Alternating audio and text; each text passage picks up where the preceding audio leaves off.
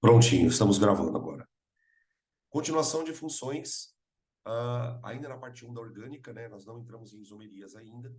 A gente ainda está no desenvolvimento da parte de funções. Hoje é uma aula em que a gente vai abordar funções com carbonila. Ficou ruim agora o áudio? Todo mundo tá com esse problema, gente? Espera aí. E agora, melhorou?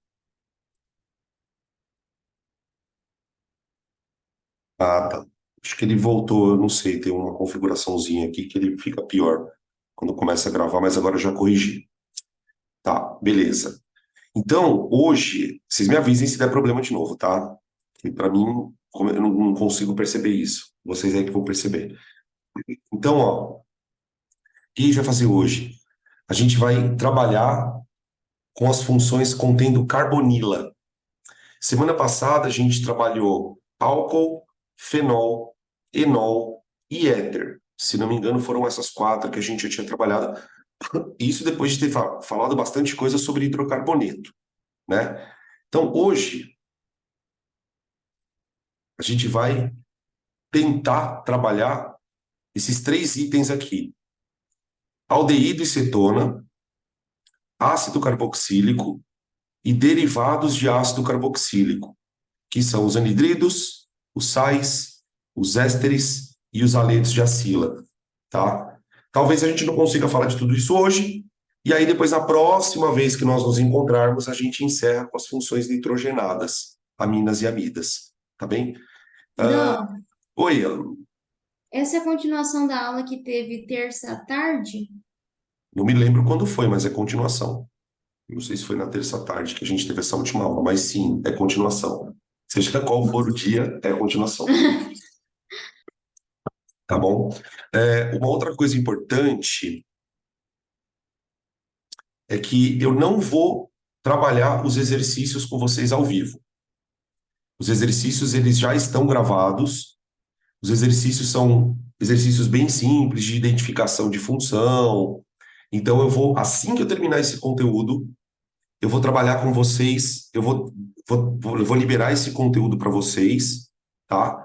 De exercício, aula gravada, e aí vocês assistam quando for possível, tá? Porque eu já quero entrar em isomerias, que é um assunto bem importante, tá bom?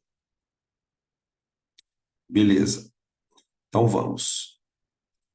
Ó, vamos começar repetindo uma coisa que eu fiz na semana passada, no finalzinho da semana passada, que eu falei, olha, eu vou dar um spoiler para vocês do que a gente vai falar na semana que vem, que é hoje.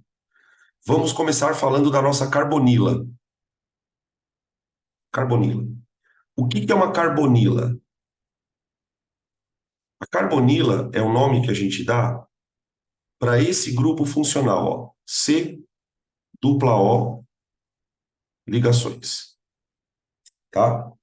Todas essas funções que a gente está mostrando aqui, tirando as aminas, né, que estão aqui no texto, todas essas funções elas contêm esse C dupla O, só que ligados a coisas diferentes.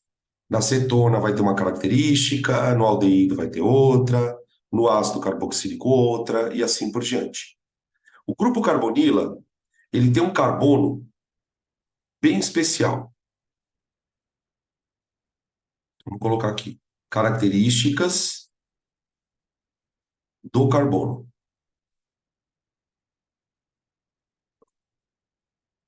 São duas. A primeira característica é que esse carbono, ele é um carbono sp2, tá? Dizer que o carbono é sp2, dentre outras coisas, faz com, dentro das coisas que a gente precisa lembrar, precisamos lembrar que o carbono ele tem geometria trigonal plana. Né? Uma das coisas que a hibridização do carbono acaba acarretando é que, dependendo do tipo de hibridização, o carbono vai ter uma geometria diferente. para sp3 tetraédrica, para sp2 trigonal e para sp linear, por conta dos ligantes. E a segunda característica tem a ver com a polaridade da ligação. O que que acontece? Essa ligação aqui, ó, dupla O, ela é uma ligação altamente polar.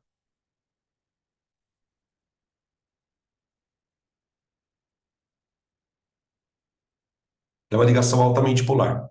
Por que que ela é uma ligação polar? Porque o oxigênio é um elemento extremamente eletronegativo, ou seja, ele puxa elétrons para perto de si, e o carbono tem uma eletronegatividade baixa. Então a gente tem um polo negativo colocado no oxigênio, onde os elétrons estão mais concentrados, né? E um polo positivo no carbono, tá? O fato desse carbono ser um polo positivo faz com que o carbono sofra atração por coisas negativas. A gente vai discutir isso em alguns momentos durante a aula, tá? O carbono, ele é um carbono que a gente chama de carbono eletrófilo. Trófilo, tá? O que que é um carbono eletrófilo? Ele possui afinidade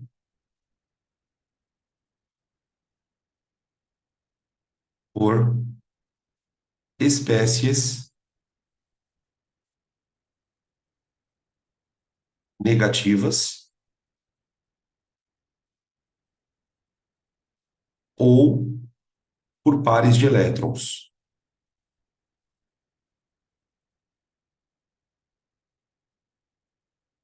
Por que que a gente precisa falar sobre isto? Porque em alguns momentos a gente vai falar sobre algumas reações orgânicas que esses compostos podem sofrer. E para que você não decore essas reações, porque uma das coisas que atrapalha um pouco na orgânica é essa situação de você ter que decorar muita coisa, é importante a gente estabelecer algumas definições, porque a partir do momento que você entende essa definição, você começa a entender as reações orgânicas de um jeito muito mais simples, tá? Na orgânica, a gente tem basicamente dois comportamentos do carbono, gente. Se um carbono for positivo, ele terá afinidade por coisas negativas, e aí eu vou chamar o carbono de eletrófilo, tá? Ou existem carbonos que são negativos. Carbonos negativos, a gente vai estudar mais lá na frente, eles são carbonos que têm afinidade por coisas positivas. Tudo gira em torno da história, da boa e velha história de positivo atraindo negativo, tá? Quando se fala em carbonila, reação de esterificação, reação de hidrólise, reação de saponificação, todas essas reações orgânicas envolvem um carbono positivo atraindo coisas negativas, tá? Essas reações elas são chamadas de reações eletrofílicas. Elas ganham esse nome, né, reações eletrofílicas, porque elas envolvem carbonos atraindo coisas negativas, tá? Essas coisas negativas podem ser ânions, que são negativos, ou átomos que tenham um par de elétrons sobrando. Oxigênio, nitrogênio, que são os mais famosos, que a gente vai discutir durante o curso aí do assunto, tá bom? Beleza? Isso a gente meio que tinha falado na semana passada, tá? Por que que a ligação é polar? Ou melhor, altamente polar? Porque existe uma diferença de eletronegatividade entre o carbono e o O. Lembra que para uma ligação ser polar, gente, é preciso que haja diferença de eletronegatividade entre átomos, né? Se você lembrar da fila de eletronegatividade, fui ontem no clube, briguei e saí correndo para o hospital, né? Olha a eletronegatividade do carbono comparada com a do O. Eles são muito distantes na fila de eletronegatividade, né? Lembrando que quanto mais para a esquerda tiver o elemento, você tem maior eletronegatividade. Aumento da eletronegatividade.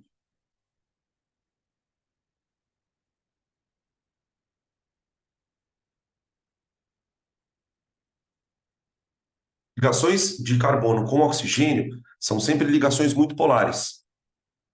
No caso, a gente tem uma C dupla O, né, especificamente. Mas se fosse uma ligação C simples O, ela também seria uma ligação de alta eletronegatividade. Tudo bem? Beleza? É sempre na diferença de eletronegatividade. Claro que existem ligações mais polares. Por exemplo, a ligação OH é uma ligação mais polar. Tanto é que a ligação OH ela vai dar origem às pontes de hidrogênio, né, nas moléculas que têm hidroxila, porque ela também é uma ligação altamente polar, tá bom? Quanto maior a distância entre os átomos na eletronegatividade, maior vai ser a polaridade da ligação. Tudo bem? Beleza? Então, se for alta a eletronegatividade, já é polar. Cuidado. Se for alta a diferença de eletronegatividade, é a diferença. Por exemplo, uma ligação O com N, ela não é tão polar. Uma ligação ON não é polar. Tem polaridade baixa, porque os dois são parecidos. O que importa é essa diferença, ó. Tá? Beleza? Ok? Isso a gente já tinha comentado no finalzinho da aula passada, mas eu acho que é interessante.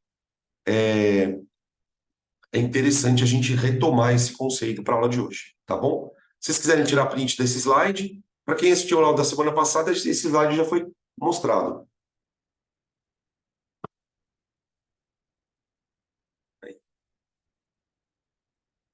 Beleza.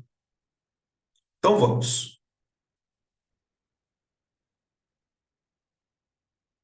A primeira função que a gente vai definir aqui com a carbonila são os aldeídos. Aldeídos, tá? Nos aldeídos, pessoal, já identificando o composto como aldeído, ó, os aldeídos apresentam a carbonila, aqui, ó, C dupla O, ligada a um hidrogênio, necessariamente a um hidrogênio, tá? Então aqui a gente vai acionar a nossa memória fotográfica. Compostos que têm carbonila ligada a hidrogênio são os que a gente vai chamar de aldeídos, tá? Esse grupo R que aparece aqui, ó, vamos colocar aqui o grupo R, ele pode ser um hidrogênio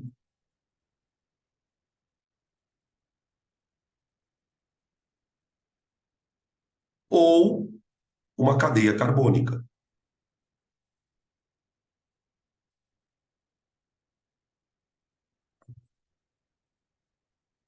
tá?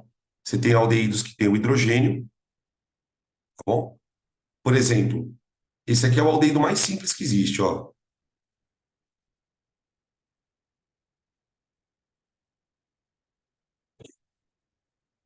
Esse é o aldeído mais simples que existe. Tudo bem? Beleza?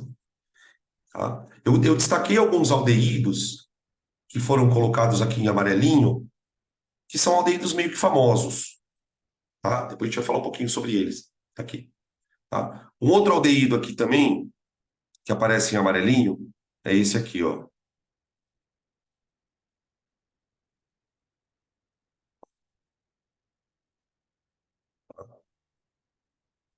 Beleza? Observem que no caso do aldeído, que tem dois carbonos aqui, ó, como a carbonila ela está ligada sempre a um hidrogênio, necessariamente a um hidrogênio, a gente pode dizer que essa carbonila aqui é uma carbonila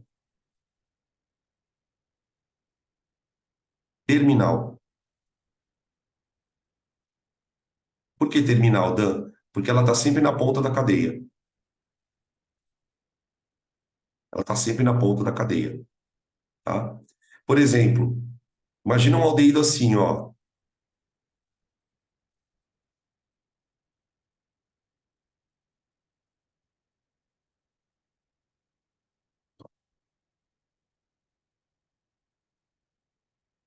De novo, uma carbonila terminal, tá? Um outro aldeído assim, ó.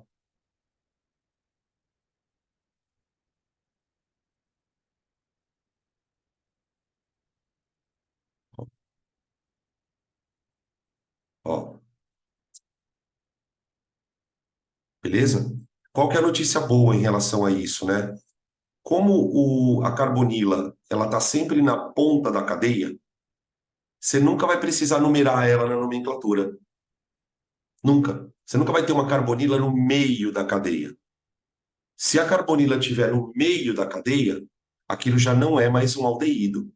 Aquilo passa a ser um outro composto, uma cetona, tá? Beleza? A nomenclatura de aldeído, gente, é bem simplesinha. Tá aqui a regrinha básica, ó. Prefixo, met, et, prop, but, mais infixo, tá? Aqui eu chamei o prefixo de grupo, infixo, mais ao, tá? Então, por exemplo, usando a regra de nomenclatura da IUPAC, esse aqui é o metanal, ó. Metanal, tá? Toma cuidado para não se confundir num detalhe. Tá vendo que o infixo an foi colocado no nome? O infixo an indica ligação simples entre carbonos. Entre carbonos. Todo aldeído, gente, vai ter uma C dupla O. Essa C dupla O, ela já está implícita no nome, na terminação al. Aqui, por exemplo, é o etanal. Ó, etanal. Dois carbonos. Tá vendo? Que são aqueles dois que estão amarelinhos aqui, ó. Metanal. Aqui eu coloquei do ladinho o nome dele, ó, aldeído fórmico, ou formol, você também pode chamar de formol, tá? Aqui já é nome usual, né? Formol, formol. O etanal, que também é chamado de aldeído acético, porque ele parece muito com a estrutura do ácido acético, tá? Também chamado de acetaldeído. Aí começam os nomes, as loucurinhas, tá? Beleza? Então todos terão infixo an? Não, né? Por exemplo, se eu tenho um aldeído assim, ó,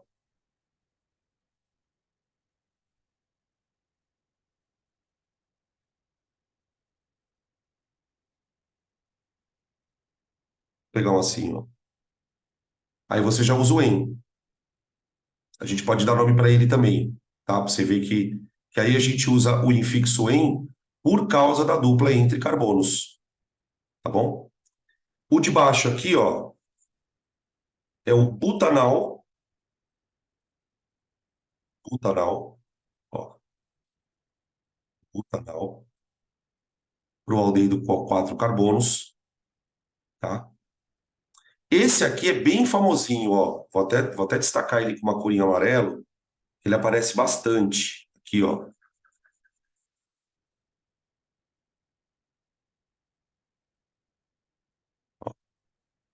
tá?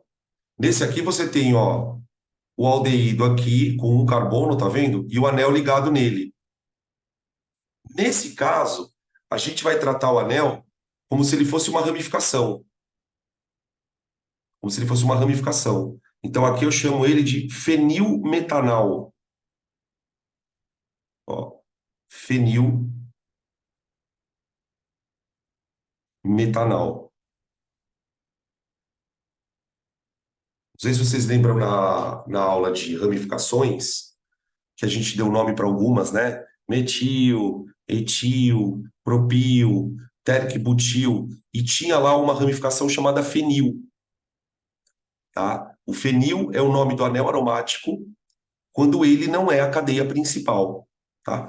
Aqui, nesse caso, a cadeia principal seria isso aqui, ó.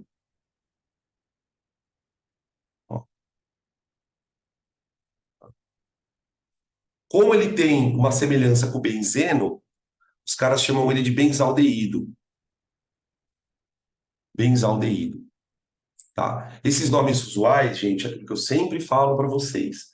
A memória fotográfica é que vai adquirindo prática, tá? Você vai estudando, vai observando a molécula e vai gravando, tá? Eu sugiro que quando vocês façam esses estudos, seja muito mais um estudo de resumo mesmo, para poder fixar algumas dessas nomenclaturas, tá?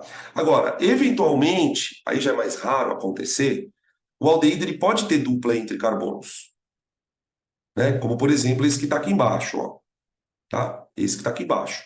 Esse que está aqui embaixo, ele tem uma dupla, tá? Ó, carbono um, 2, 3 e 4. Tudo bem? Então aqui fica assim, ó. Olha que bizarro que fica o nome. But, traço 3, traço em al. Ó. But 3 enal. But 3 enal. But porque são 4 carbonos, ligação dupla no carbono 3, tá? Então com o en, e aí a terminação de aldeído. Então perguntando se o anel aromático se chama benzeno.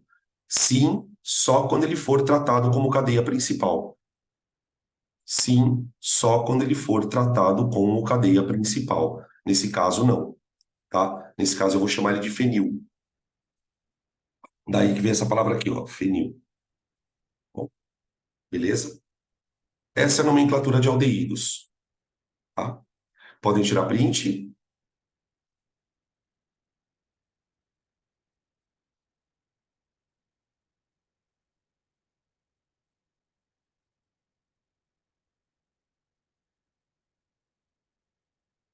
beleza?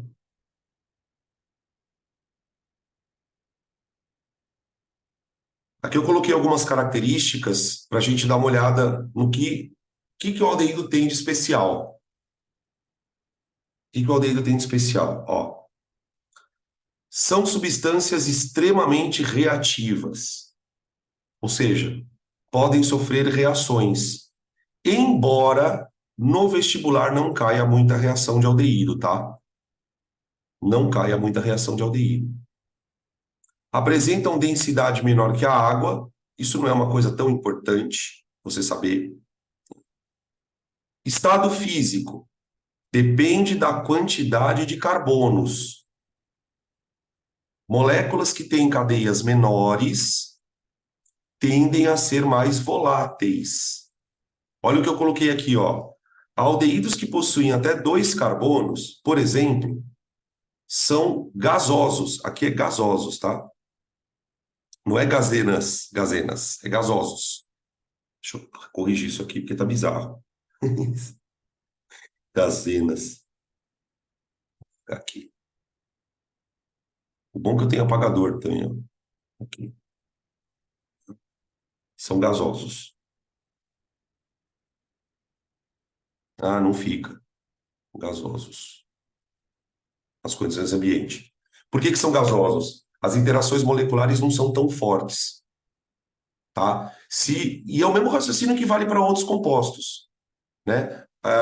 Acho que o exemplo mais significativo que a gente viu é o caso de hidrocarboneto. Hidrocarboneto de carbonos, de poucos carbonos, tipo um carbono, 2 carbonos, 3 carbonos, são gases. 4, 5, 6, 7 carbonos líquidos. Com muitos carbonos chegam a ser sólidos, tá? Na sua maioria apresentam odores agradáveis. As moléculas são polares, né? Aqui, fazendo uma observação, aldeídos de cadeia longa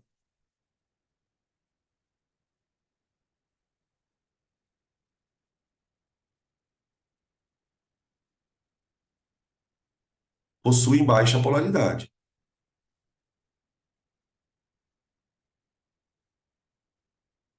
Baixa polaridade. Por causa da cadeia. apresentam fácil combustibilidade, queimam facilmente. Isso também não é uma propriedade lá tão importante, tá? Eu acho que o que dá para destacar de propriedades legais para você saber, para você lembrar, são, na sua maioria, não, são moléculas polares. O estado físico depende da quantidade de carbonos no aldeído, tá? Que tem mais a ver com as interações moleculares, tá? Beleza? Ah, uma outra coisa importante. Num aldeído, gente, você tem esse grupinho polar aqui, ó, tá? Quando a substância está no estado líquido, quando a substância está no estado líquido, as moléculas interagem por dipolo permanente. Então, ó, quando no estado líquido,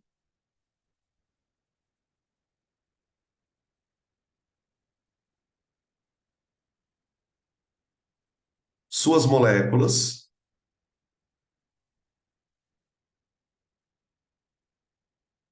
interagem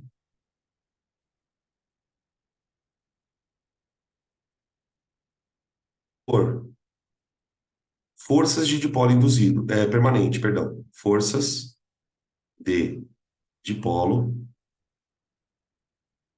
permanente,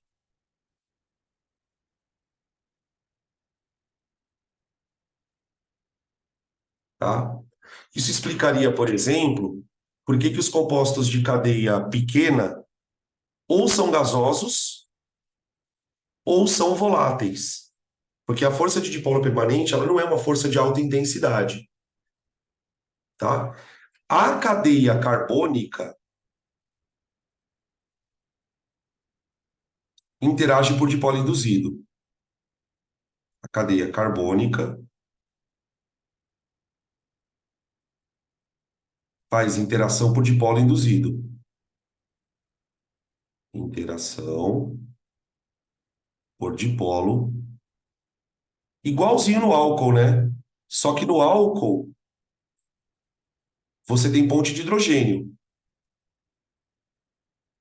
né? Nos álcoois, a interação é OH, ponte de hidrogênio, cadeia carbônica, dipolo induzido. Nos aldeídos, interação dipolo permanente no grupo C dupla O e na cadeia carbônica dipolo induzido. Então, o raciocínio ele vai meio que se repetindo. Toda vez que a gente fala de interação molecular, a gente vai ter interações da cadeia carbônica dipolo induzido e do grupo orgânico, aí dependendo do grupo, ou ponte de hidrogênio ou dipolo permanente, tá? Coloquei aqui alguns usos, mas você também não precisa decorar esses usos, tá? Produção de perfume, porque é volátil, tem cheiro agradável. Produção de plástico, para fazer polímeros. Indústria farmacêutica, alimentícia. Na indústria de alimentos, os aldeídos podem ser usados ou como flavorizantes, né, de dar sabor, ou como conservantes. Alguns deles são conservantes, tá? Solventes, quando você precisa dissolver uma coisa que não seja tão polar, geralmente quando você precisa dissolver uma substância de baixa polaridade. Produção de desinfetantes, aqui a gente pode falar do formol. Tem um desinfetante chamado Lisoform, talvez você tenha ouvido falar, né? Lisoform. O Lisoform é uma solução de formol. Solução aquosa de formol, tá? Também pode ser usado para alisar cabelo, que agora nem se usa mais tanto formol, né? É perigoso, tá? Beleza? E aldeído é isso aí, tá, gente? Pode tirar print.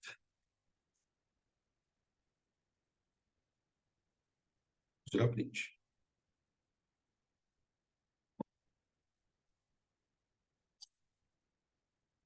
Hum. Próxima função.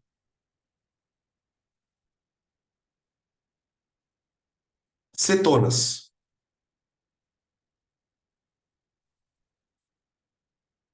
Função cetona também não aparece muito, não, tá? Quando aparece alguma questão de cetona, geralmente é para dar nome ou identificar um composto como cetona, tá? Diferentemente dos aldeídos, gente, nas cetonas, o que que a gente vai observar? Eu vou destacar aqui, ó, vou dar um zoom aqui, ó. Dá uma olhada aqui, ó. Tá vendo que tem uma C dupla O aqui, ó? C dupla O. Diferentemente dos aldeídos, nas cetonas, a C dupla O, ela tá ligada entre carbonos. Entre carbonos. Não tem hidrogênio dos lados. Não tem hidrogênios, tá? O grupo funcional, a gente representa assim, ó. C dupla O entre carbonos. Isso aqui é uma função cetona, tá? A terminação do nome das cetonas é ona, ona, bem sugestivo, né? Tá? Sendo que a mais famosa é essa que está aqui, ó, a propanona. Propanona. Propanona, tá? Aqui eu tenho uma outra, ó, butanona.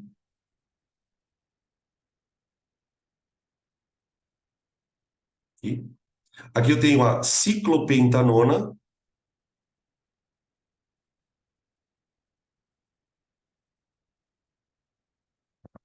E tomar cuidado, porque quando a cetona tem mais do que 4 carbonos, você já precisa numerar os carbonos. Então, por exemplo, essa daqui, ó, que já tem uma cadeia carbônica maior, ela já precisaria de numeração, ó. Aqui eu vou colocar carbono 1, 2, 3, 4, 5. Ó, tá vendo? 5. Olha o nome dessa daqui, ó. 3-metil pentan traço 2 traço ona.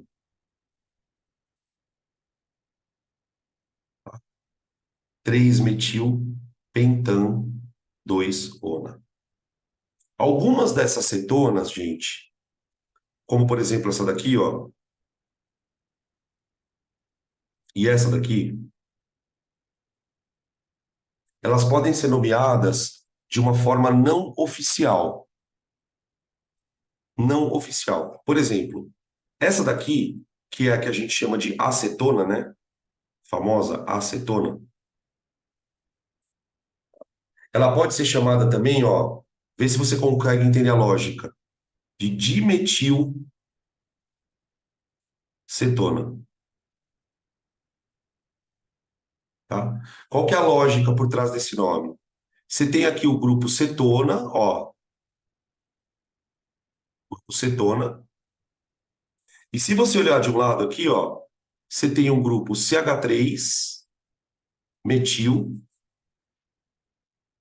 e aqui um outro grupo CH3, ó. Então fica dimetilcetona, tá? Lembrando que esses nomes que eu estou colocando em amarelo não são nomes oficiais, embora apareçam com certa frequência, tá? A butanona, por exemplo, ó, você tem aqui um grupo metil ligado no C dupla O, e desse lado aqui você tem um grupo etil, tá vendo? Metil e etil. Então o que que você pode fazer? Você pode chamar isso aqui de metil, etil, cetona. Metil, etil, cetona. tá? Geralmente, o pessoal coloca, quando você tem os dois grupos laterais, né, de tamanhos diferentes, o pessoal coloca primeiro o grupo menor no nome e depois o grupo maior. Lembrando que aqui não existe uma regra para isso, porque isso não é nome oficial. Né? Falar, professor, tem que colocar em ordem alfabética? Não necessariamente. Não necessariamente. Como isso não é nome oficial, você não tem uma regra para isso, tá? Por exemplo, essa daqui, ó, essa maior zona, olha como fica bizarro o nome, ó. Aqui você tem o grupo metil, vendo? E aí, tá vendo esse grupo aqui, ó, gente? Isso aqui em amarelo, ó.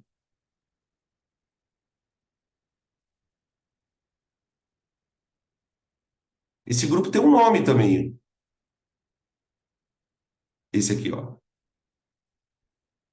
Como que é o nome desse grupinho aí? Esse é foda, hein? Não sei se vocês vão lembrar. Ele é o sec-butil.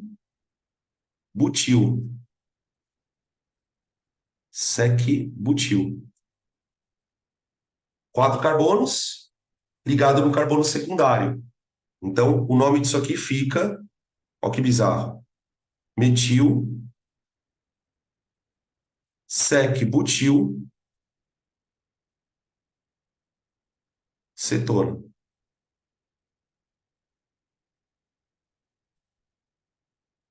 Claro que não é toda acetona que dá para você fazer assim.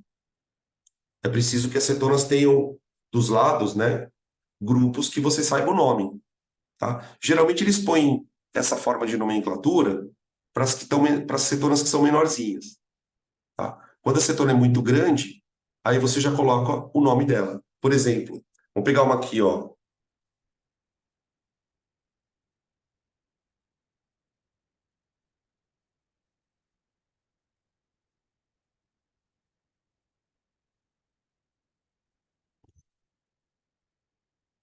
Vou meter uma duplinha aqui, vai, e botar um CH3 aqui, ó. Pronto. Olha o tamanho da criança, tá? Beleza? Numeração de cadeia, né? Aqui é o carbono um, 2, 3, 4, 5, 6, 7, 8 e 9. Olha o nomezinho, ó. Ó que beleza. No carbono 5 tem o metil, então fica 5 metil, certo? Como a cadeia principal tem 9 carbonos, fica non. No carbono 6 em. Então, 6 em traço 2 ona. 5 metil non 6 em 2 ona. Olha que coisa horrorosa que fica a nomenclatura quando o composto fica com cadeia maior, com ramificação, tá? Com dupla. Você já tem todo tipo de situação. Trava-língua total. Trava-língua total. 5 metil non 6 em. Olha lá, não dá, cara. 5 metil non 6 em 2 ona. Non 6 em 2 ona. Non 6 em 2 ona. Isso. Trava-língua total. É aquilo que eu sempre falo, né, cara? Se o cara quiser ferrar a nossa vida, ninguém acerta a questão de nomenclatura. O cara começa a colocar um monte de coisa na molécula e aí fica um negócio muito doido, tá bom? Beleza? Podem tirar print.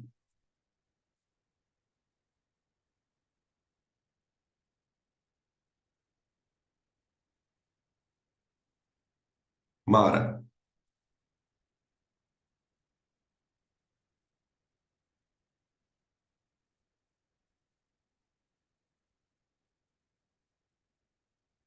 Aqui tem algumas outras, ó.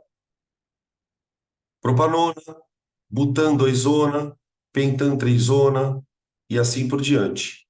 Hexan 2-ona, butano-diona. Olha a butano-diona, essa daqui, ó. Olha que bizarra essa daqui, gente.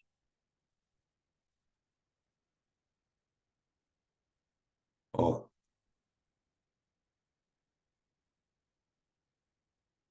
ó.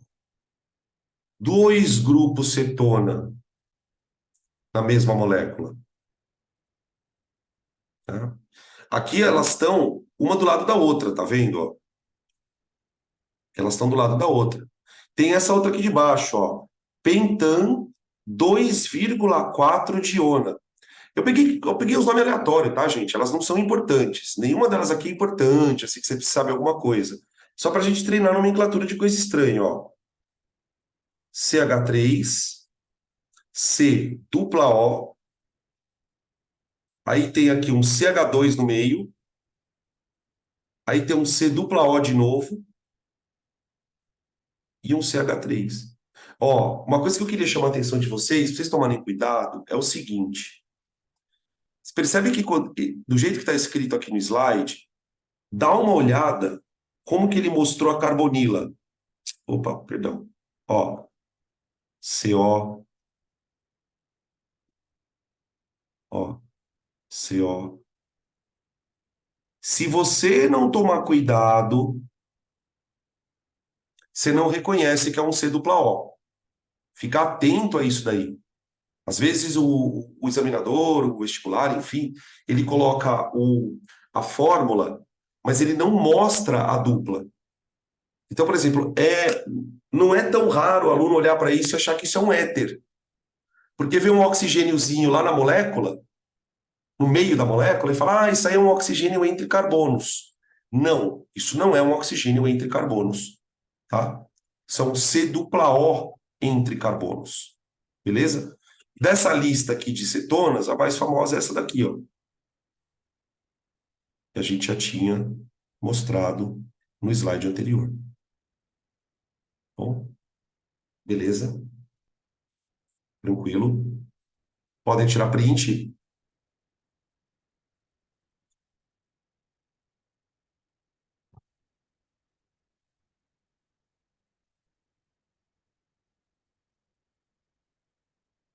Mais um, vamos lá. Propriedades. Bem menos coisas, ó. São tipicamente mais solúveis em água do que os hidrocarbonetos relacionados. O que ele quer dizer com isso? Se você comparar, por exemplo, uma cetona de 4 carbonos e um aldeído de 4, e um hidrocarboneto de 4 carbonos, cetona é mais solúvel. Se eu comparar uma cetona de 5 carbonos com hidrocarboneto de 5 carbonos, mais solúvel, tá? Por quê? Porque o oxigênio da cetona interage com água por ponte de hidrogênio. Ó, deixa eu mostrar aqui o que isso quer dizer. Imagine uma molécula de cetona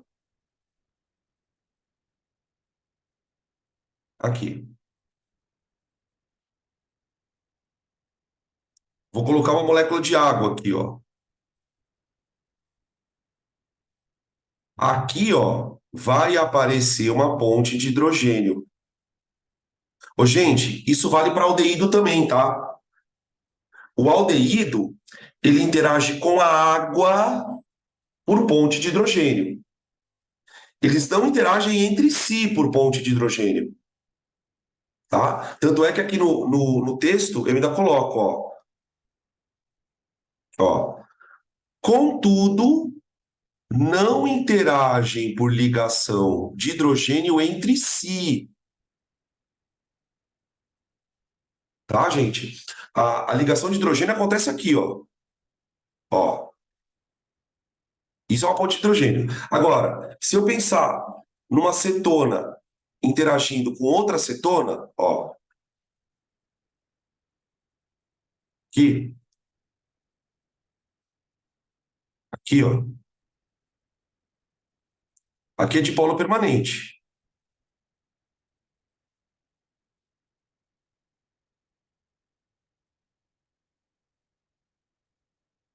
Aqui é ponte de hidrogênio, tá?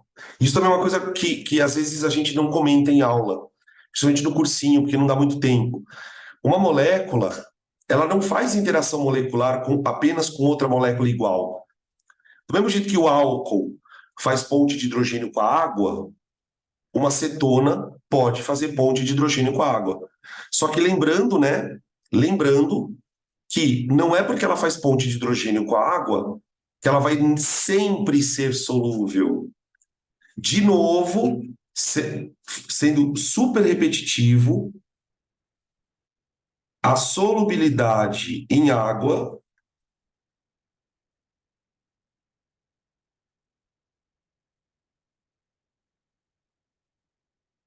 depende do tamanho da cadeia.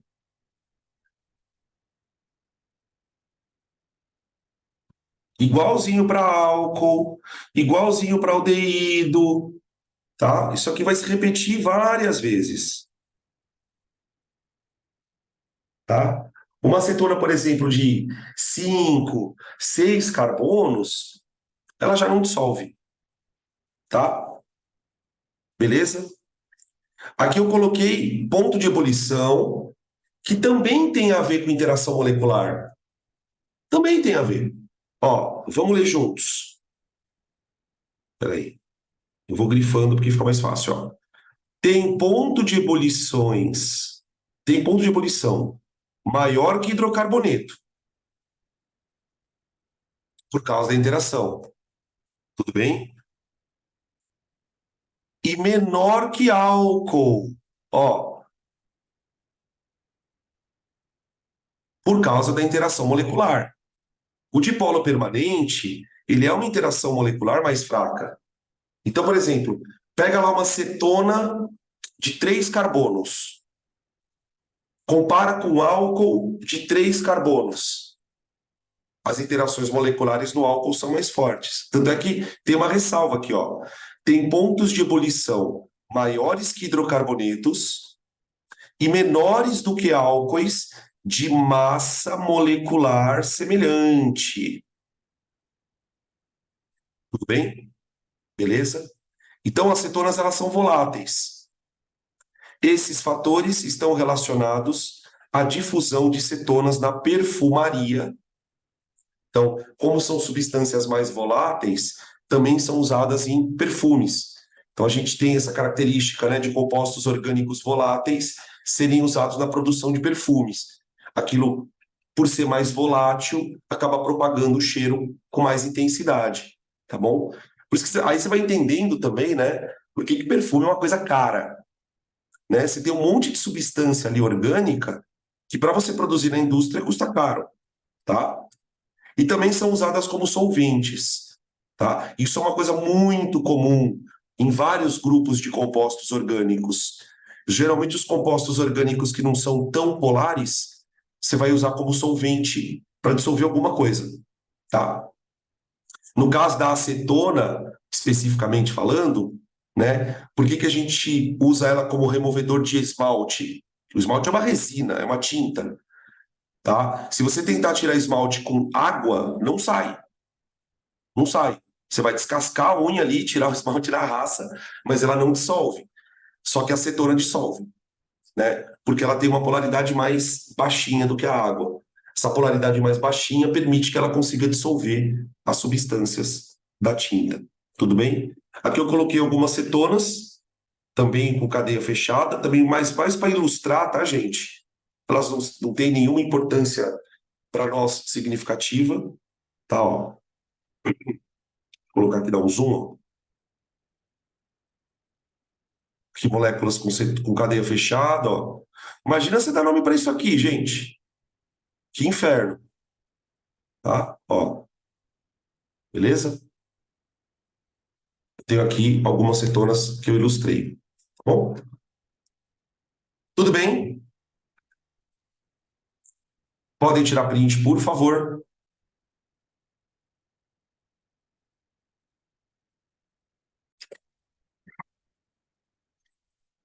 Função ácido carboxílico, gente.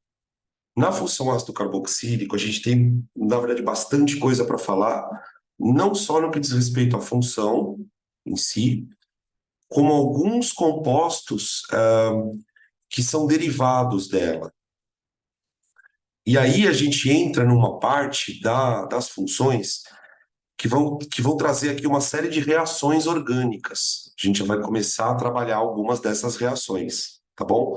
Então, vamos começar primeiro definindo os ácidos, falando da nomenclatura deles, tá? E aí a gente entra na parte de reações. Vou colocar aqui uma tabela. Isso. Tá aqui. Então, ó, aqui a gente tem, deixa eu só trocar aqui um pouquinho, ó. Esse aqui é o grupo funcional, ó. Grupo funcional. O grupo funcional, ele tem a carbonila, tá vendo aqui, ó? C dupla O, só que ela tá ligada com OH também. Cuidado, tá? Principalmente para os marinheiros de primeira viagem, porque hidroxila já apareceu em outros compostos. Já apareceu em álcool, fenol, enol, tá? E aqui vai aparecer de novo, tá? A palavra carboxila,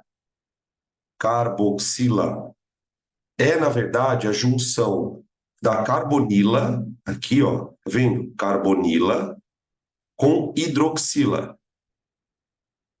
Então, se eu pegar uma carbonila e ligar com a hidroxila, a gente tem a carboxila, tá aqui, tá? A carboxila, gente, é um grupo que pode ser representado com as ligações explícitas, do jeito que vocês estão vendo aqui, ó, tá? Ou COOH, desse jeitinho aqui, ó, tá bom? COOH. É a mesma coisa que C dupla O, OH. Tá? É uma forma mais abreviada de representar a carboxila. Tá bom? A nomenclatura de ácidos é bem simplesinha também, tá? Pelas regras da IUPAC, a gente vai usar o termo ácido antes do nome, como acontece com todos os outros ácidos, né? Mesmo da inorgânica. Prefixo, número de carbonos, infixo e a terminação oico. Tá vendo? Aqui eu coloquei uma tabela com 4 ácidos bem famosos. Bem famosos. Vamos desenhar eles aqui, ó. O ácido carboxílico mais simples que a gente tem é esse aqui, ó.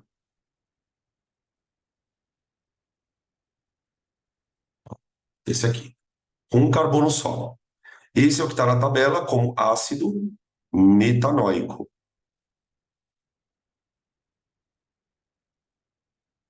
Metanoico, tá? Que também é conhecido como ácido fórmico. Opa.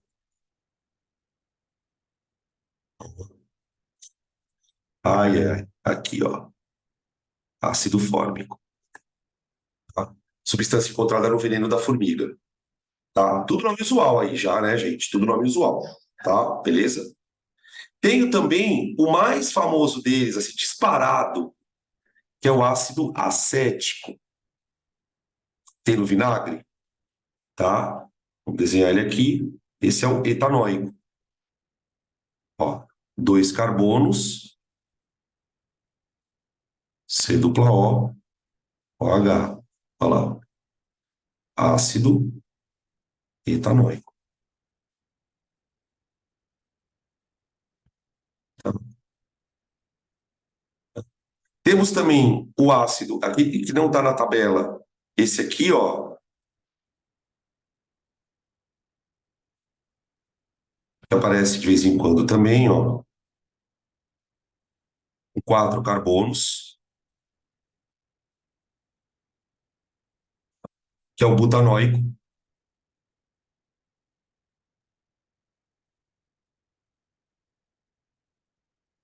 também conhecido como ácido butírico. Butírico. Butter, em inglês é manteiga. Butter. Esse aqui é o ácido encontrado na manteiga. Na verdade, ele é encontrado na manteiga rançosa. Quando a manteiga passa por aquele processo de rancificação, e eu estou falando de manteiga, tá? Não de margarina. Manteiga. Margarina como é industrializada, é muito raro dela ficar rançosa. É mais difícil. A manteiga não. A manteiga ela pode ficar rançosa, tá? Esse é o ácido butírico. Tem um outro ácido que é usado como conservante, que é o ácido com anel aromático. De novo, olha lá, o anelzinho. Ó, tá? Esse é o ácido fenil. Olha lá o anelzinho de novo, o nome de fenil, quem tinha perguntado lá atrás. Ah, mas não é benzeno? Aqui ele está sendo tratado como ramificação. Fenil metanóico, tá? Também conhecido como ácido benzoico. Benzoico, benzoico. Tá? E eu tenho um ácido famoso também, que é o oxálico, que é um diácido. Olha esse aqui que louco, ó. Etanodioico. Olha o nome dele, etanodioico. Ó,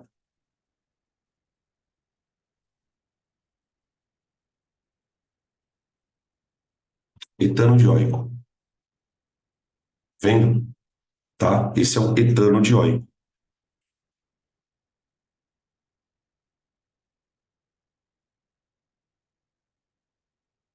Dioico.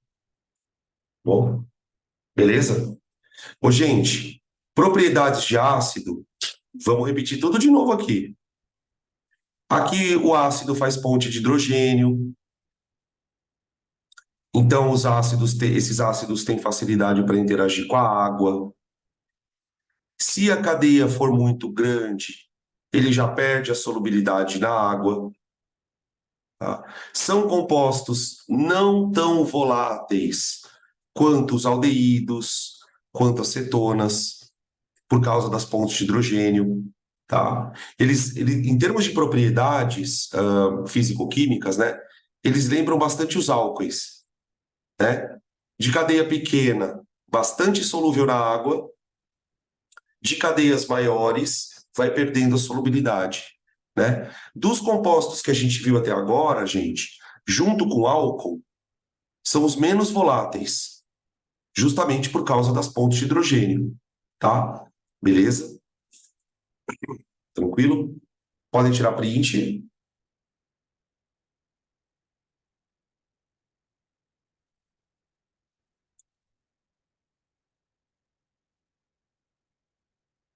Massa.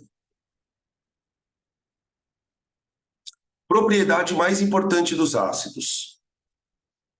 Se eles são ácidos, gente, são substâncias que liberam H+, certo? Substâncias que liberam H+. Queria chamar a atenção de vocês para um detalhe. Vamos pegar aqui o ácido acético, ó.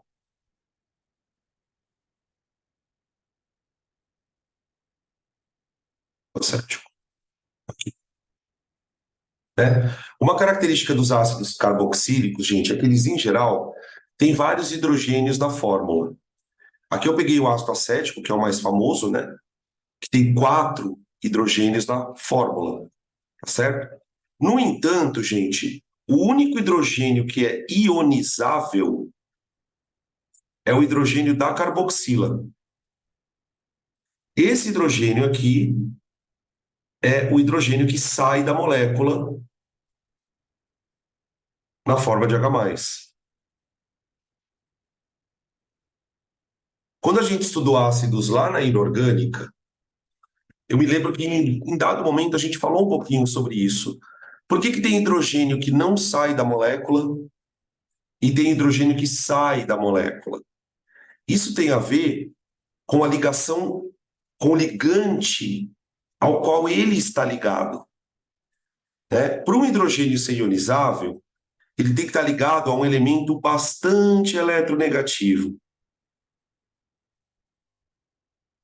que é o oxigênio. Esses hidrogênios aqui não são ionizáveis.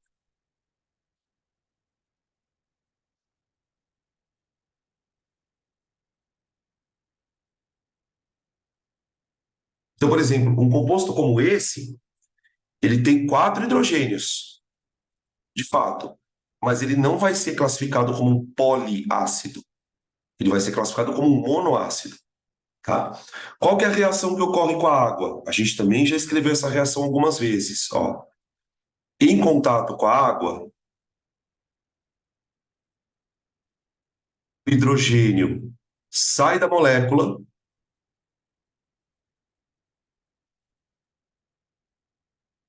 e se liga à água, formando o famoso H3O+, ó, H3O+, tá? E o ácido em si, a molécula de ácido em si, quando está ionizada, se transforma num ânion, ó.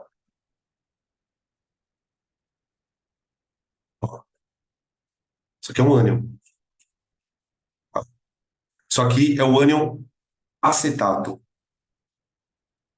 Ó a terminação do nome do ânion, ó. Ato. Originado do ácido acético.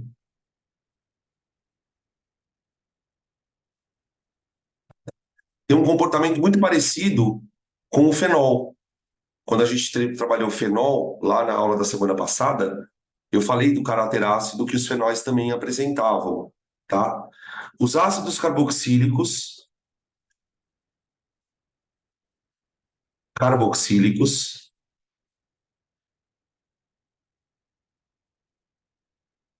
são considerados fracos,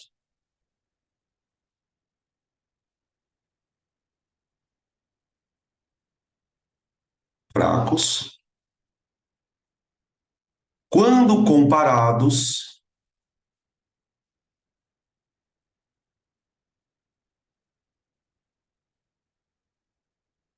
com os ácidos inorgânicos.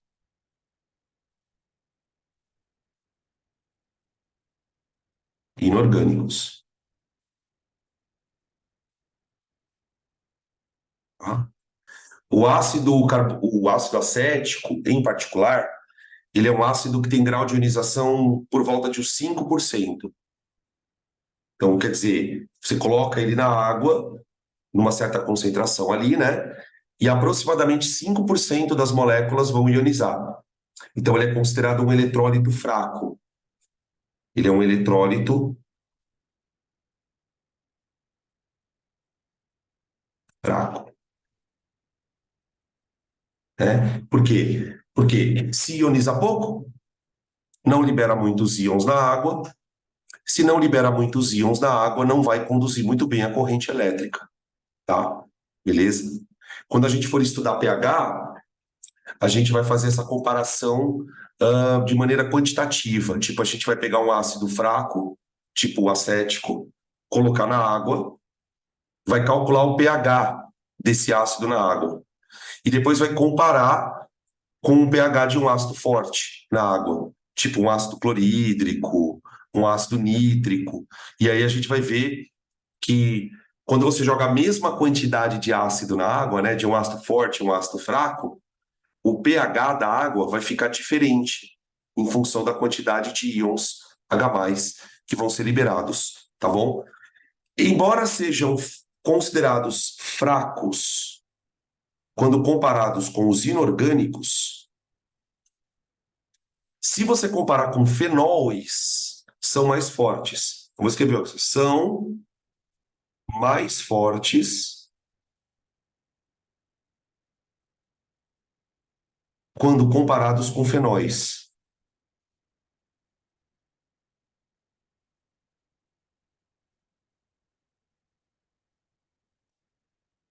Fenóis.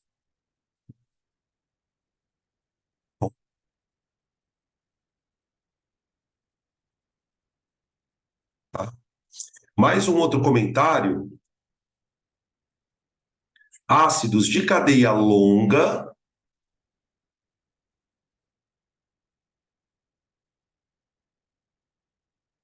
longa são muito fracos.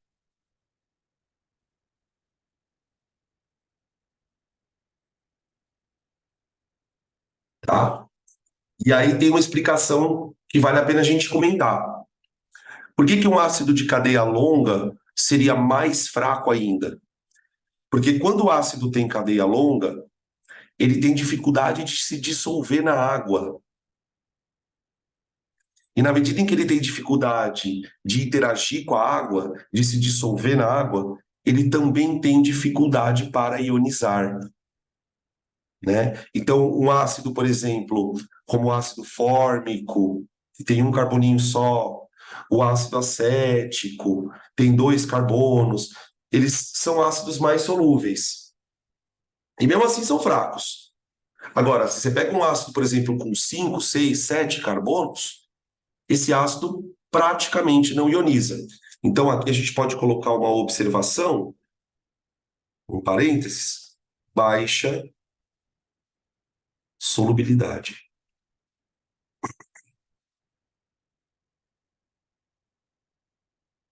Ah, bom. Se não dissolve muito bem, não consegue ionizar com muita eficiência. Tá bom? Beleza? Podem tirar print.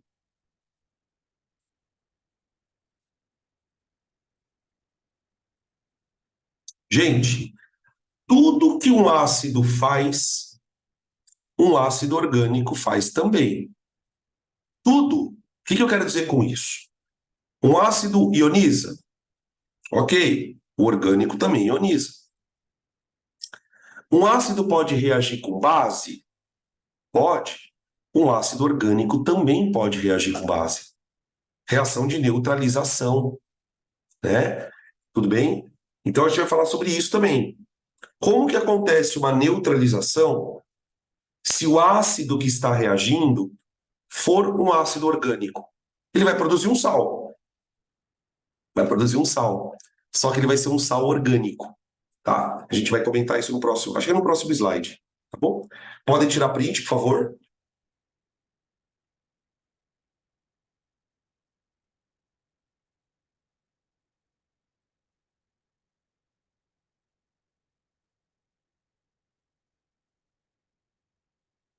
Ó, aqui separei um slide para a gente falar de ácidos graxos, gente, que é um assunto que tem um especial interesse na biologia. Vamos colocar aqui um zoom, primeiro nessa tela, ó, tá? Coloquei aqui o nome comum dos ácidos, ó, ácido láurico, ácido palmítico, ácido esteárico, tá? Aqui tem as fontes de obtenção desses ácidos. Aqui eu tenho a estrutura deles, você não precisa decorar elas, tá? Mas é importante perceber que os ácidos graxos, eles têm cadeias muito longas, ó. Aqui, ó. Tá? E aqui eu tenho uma categoria de ácidos chamados de saturados, tá? Alguns desses ácidos são provenientes de alimentos de origem animal. Alguns deles. Leite, a própria carne, né? A gordura que vem na carne, ela é rica em ácido graxo. Só lembrar, né, pessoal, que quando a gente come um alimento, você não está ingerindo ácido graxo. O que você está ingerindo é uma substância chamada triacilglicerol,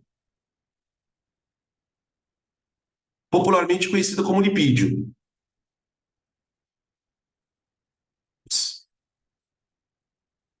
Não está funcionando. Peraí.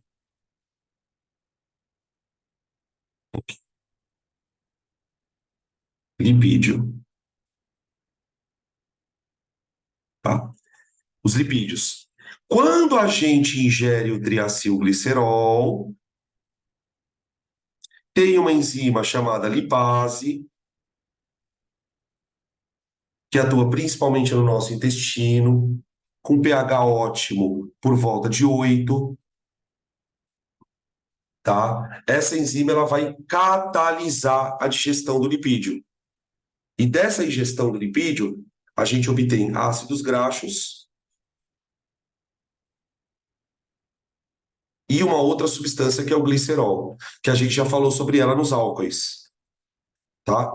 Os ácidos graxos podem ser saturados ou insaturados, tá? Beleza?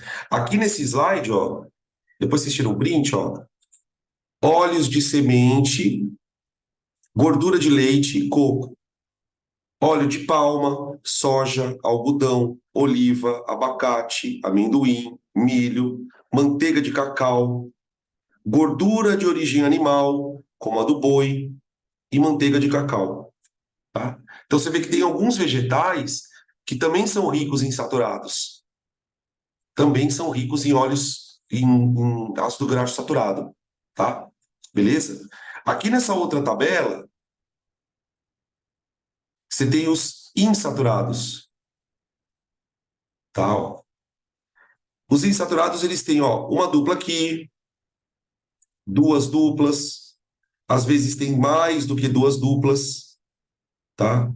Tem, ó, quatro duplas, né? Olha esse aqui, gente. Quantas duplas tem, ó? Peixes gordurosos, como salmão, por exemplo, tá? Óleo de fígado de bacalhau, que nojo, que nojo, tá? Azeite de oliva, tá? Óleo de linhaça e de canola. Nos vegetais, você tem bastante óleos insaturados, tá? Beleza? E aí, do ponto de vista biológico, tem toda lá uma diferença de você ingerir gordura saturada, gordura insaturada, né? A gordura saturada ela tem maior chance de se acumular nas artérias, produzir problemas de circulação, placa de ateroma, tá? Mas isso é uma discussão que vocês fazem na biologia, tá? O que é importante que a gente vai discutir na sequência? Essa reação de digestão, ela é chamada de hidrólise. É uma reação muito famosa na química. Hidrólise de gordura ou de óleo de maneira geral, tá? Então a gente pode dizer que o produto da digestão da gordura te dá ácido graxo, né? A não ser que você, por exemplo, faça uma suplementação alimentar, alguma coisa do tipo, e você tome o ácido graxo diretamente em cápsula, né? Algumas farmácias de manipulação, os nutrólogos, os nutricionistas, eles podem receitar, dependendo do que você precisa para sua para sua nutrição, eles podem sugerir cápsula de ácido graxo, tá? Mas em geral a gente não ingere o ácido graxo propriamente dito. A gente ingere a gordura que é digerida, tá bom? Podem tirar print. Não preciso nem dizer, né, pessoal, que a solubilidade desses caras na água é quase nula. O tamanho das cadeias. Isso explica, por exemplo, por que gordura não dissolve na água. Tá? Beleza? Próximo.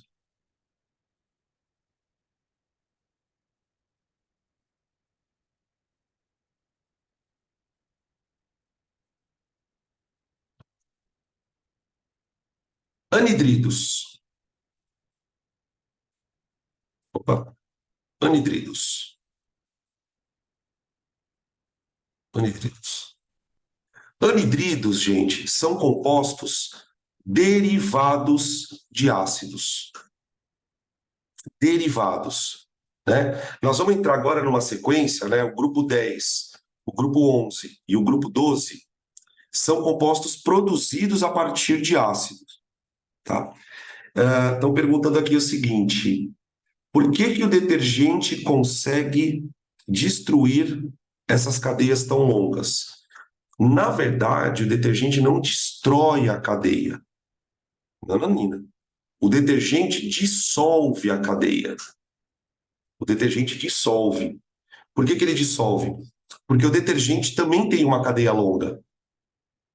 O detergente também tem uma cadeia longa. Não sei se você lembra que na aula de interação molecular, a gente mostrou como é que era um detergente, né? O detergente, de maneira geral, ele é feito assim, ó. O detergente é uma cadeia longa e ele tem na extremidade aqui um grupo polar.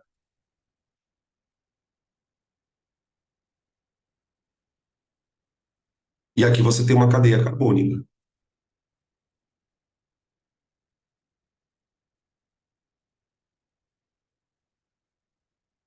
Quando a gente mistura o detergente na água, o que que acontece? A cadeia carbônica interage com a gordura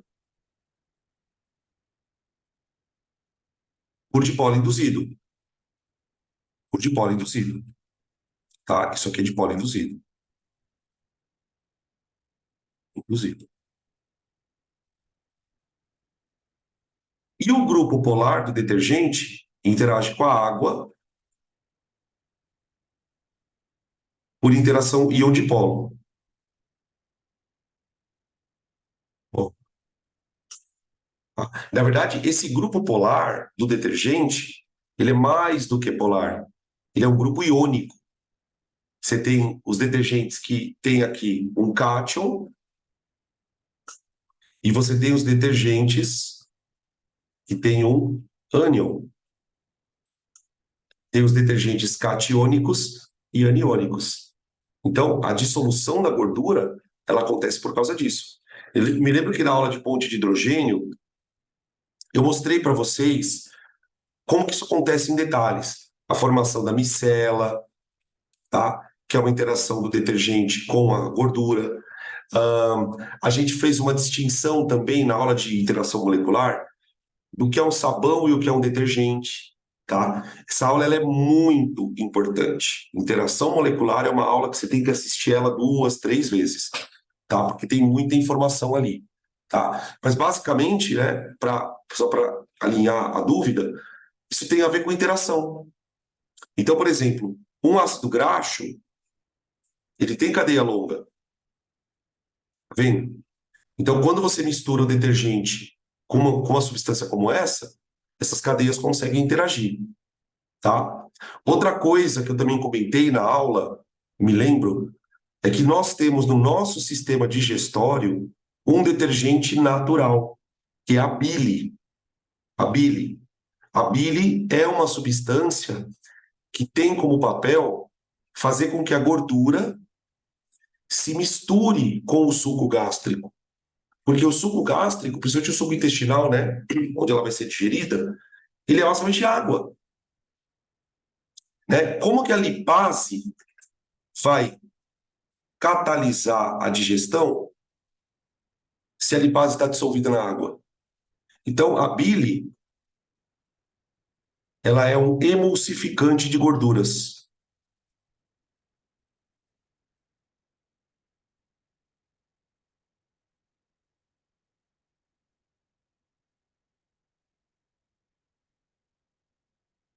Tá? As moléculas que você produz na tua bile, elas são moléculas muito parecidas com detergentes. Muito, muito parecidas. Elas são moléculas longas, que têm regiões polares, e aí as cadeias longas vão interagir por dipolos com a gordura, dipolo induzido, e a parte polar vai interagir com a água e, consequentemente, com as substâncias que estão ali dissolvidas, tá? Também encontrados na membranas, essas substâncias, só que na membrana a gente não vai chamar de detergente, a gente vai chamar de fosfolipídio, tá? Também comentamos, me lembro agora, sobre por que que o detergente mata a Covid. Por que que o detergente mata a Covid? O detergente ele tem ação de destruição da cápsula viral. Ele consegue interagir com as moléculas que tem na cápsula viral e basicamente dissolver a cápsula viral, tá? Isso também foi uma coisa que a gente comentou na aula de interação molecular, tá bom? Essa aula é bem importante, viu, gente? Estou fazendo propaganda da aula aqui, mas é porque realmente ela é mega importante, tá bom? Beleza? E os anidridos? Cara, aqui o negócio é meio pirado. Deixa eu mostrar para vocês aqui uma foto primeiro, para você ver o que é um anidrido. Cuidado para não confundir anidrido com cetona. Cuidado para não confundir anidrido com cetona. Dá uma olhada aqui nas moléculas, ó. Todas essas moléculas que vocês estão vendo aqui, ó, são anidridos, tá? Depois eu vou explicar por que chama anidrido, tá? Elas são substâncias produzidas, essas moléculas, a partir de ácidos.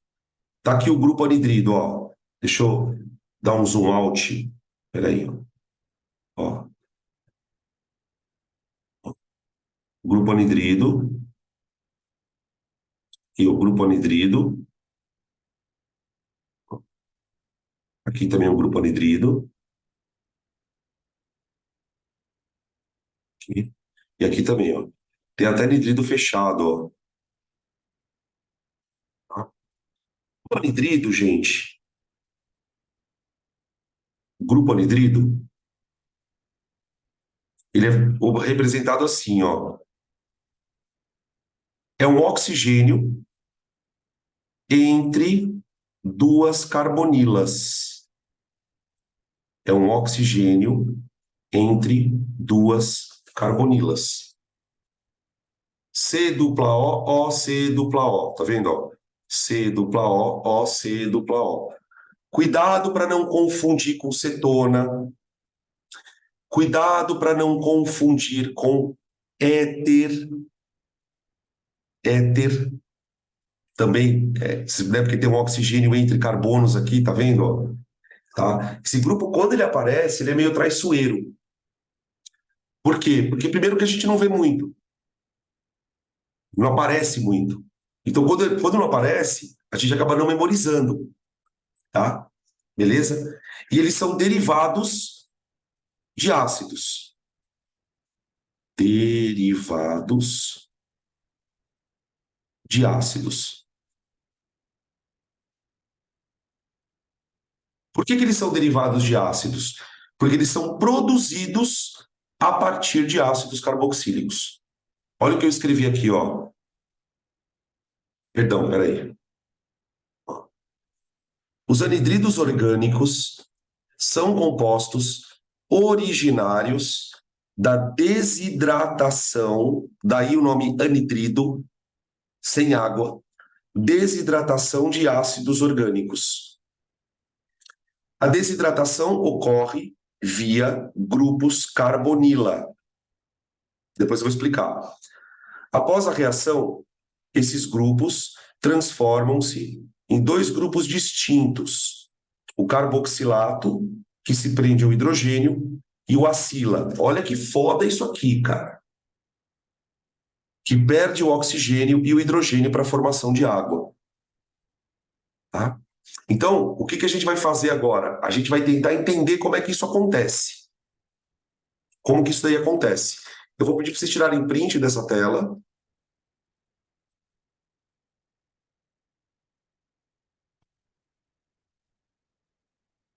Agora a orgânica fica louca.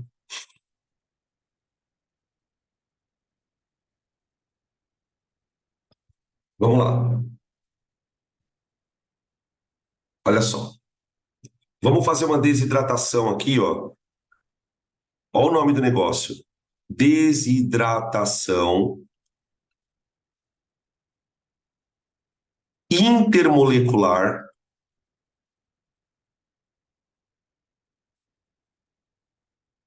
do ácido acético.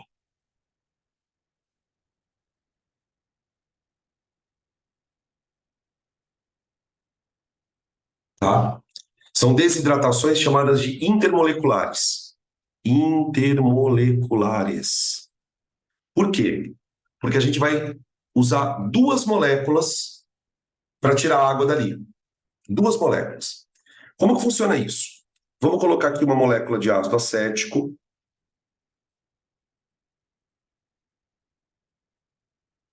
Aqui.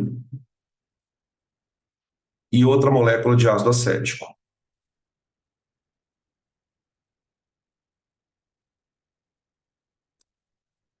Essas reações, gente, elas são feitas em laboratório, usando catalisador, tá? Não é uma coisa que acontece assim de maneira tão simples, tá? Como que funciona isso? Lembra que eu falei para vocês que o carbono do C-O é um carbono eletrófilo? Ou seja, ele tem afinidade por coisas negativas. Ele é um carbono eletrófilo? Muito bem. Quando um carbono eletrófilo encontra coisas negativas, existe uma espécie de atração entre essas duas coisas, entre o carbono e aquilo que é negativo. Tá, aí você olha aqui na molécula, a molécula que está aqui do lado, ó, não tem nada negativo. Não tem nada negativo, tá vendo aqui no outro ácido? Só que o nosso querido oxigênio, esse aqui, ó, ele tem pares de elétrons sobrando. Aqui, ó. Lembra que o oxigênio é um elemento da 6A? O oxigênio faz duas ligações e ainda sobra pares de elétrons, certo? O carbono, por sua vez, aquele carbono que está em amarelinho, ele tem afinidade por coisas negativas. Ele é um polo positivo. Então, o que que acontece?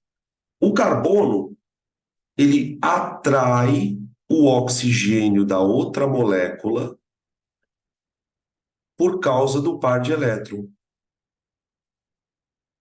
É como se ele puxasse a outra molécula pelo par de elétrons. E esse par de elétrons vai se transformar numa ligação química. Então, a molécula da direita vai literalmente grudar na molécula da esquerda. Só que aí tem alguns problemas. Por quê? Esse carbono que está em amarelinho, ele está fazendo 4 ligações, não está? Ele está fazendo 4 ligações. Ele não pode ficar com 5 ligações. Não pode ficar com 5 ligações. Então, o carbono, para poder grudar nesse par de elétron, ele tem que se livrar de alguma coisa. E adivinha quem é que vai dançar na parada? O OH. Tá vendo esse OH aqui? Esse OH que está em verdinho, ele se chama, na orgânica, de grupo de partida. Leaving group. Grupo de partida.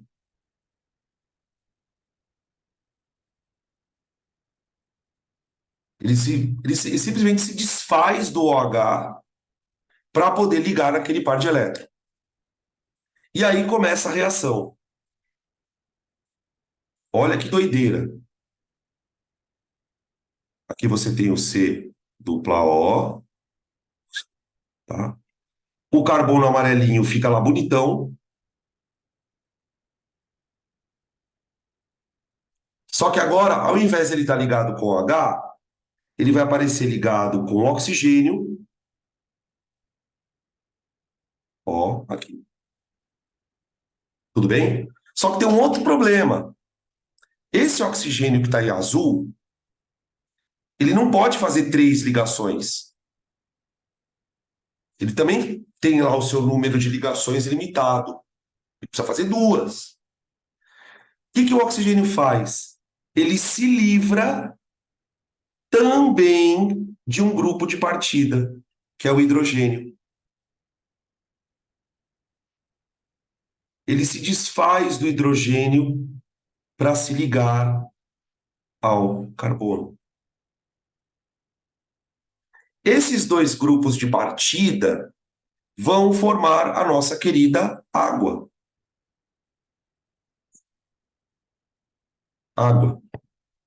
E o oxigênio que está em azulzinho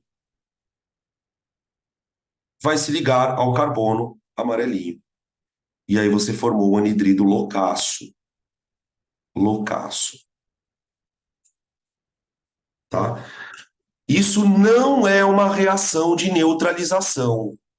Não tem nada a ver com uma reação de neutralização, embora produza água. É uma reação totalmente diferente. Aqui não tem liberação de H+, não tem liberação de OH-, não é uma reação entre ácido e base, muito pelo contrário, né? É uma reação entre dois ácidos, tá? No final das contas, eu formo esse grupo aqui, ó.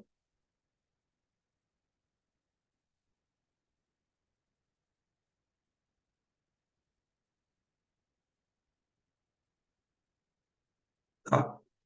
Todo anidrido já foi um ácido. Todo anidrido foi um ácido que foi desidratado. E aí, a partir do momento que ele é desidratado, ele forma o anidrido, tá? A nomenclatura do anidrido, gente, eu vou citar, mas ela nem é importante. Acho que o que é mais importante no anidrido é você reconhecer a função. Reconheceu lá o O entre dois carbonos, é o anidrido. Entre duas carbonilas, né? Perdão, é o anidrido. O nome do anidrido, ele é dado assim, anidrido, e o nome do ácido que você desidratou. Nome do ácido desidratado.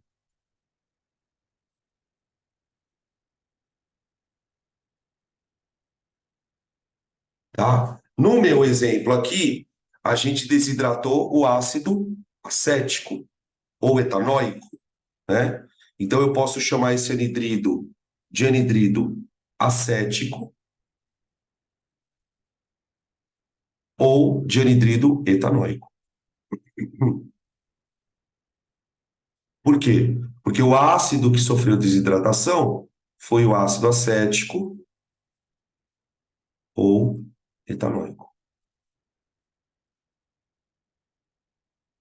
Etanóico, tá? Uma sugestão para você ficar bom de orgânica, para vocês ficarem bons de orgânica, é treinar isso em casa. Quando vocês forem estudar esse assunto, pega duas moléculas de ácido e treina isso. O mecanismo é sempre esse, tá? O par de elétrons do OH de um ácido vai grudar no carbono do outro ácido. E esses dois ácidos vão se libertar de dois grupinhos de partida, né? O OH se liberta do hidrogênio e o C dupla O se liberta do OH.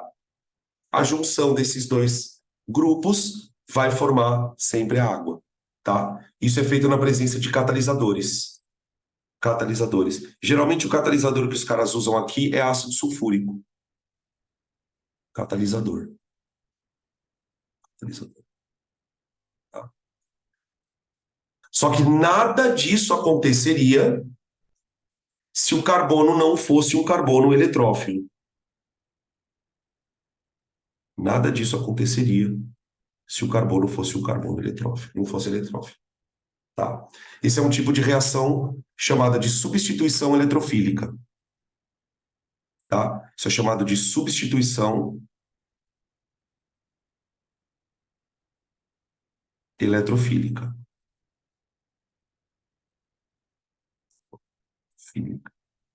Tá? A gente vai repetir essa substituição na próxima aula, pelo menos umas 3 vezes, até isso se tornar uma coisa mais, digamos assim, aceitável. Tá bom? Beleza? Podem tirar print. Façamos 1 minuto de silêncio em homenagem aos nossos neurônios recém-falecidos.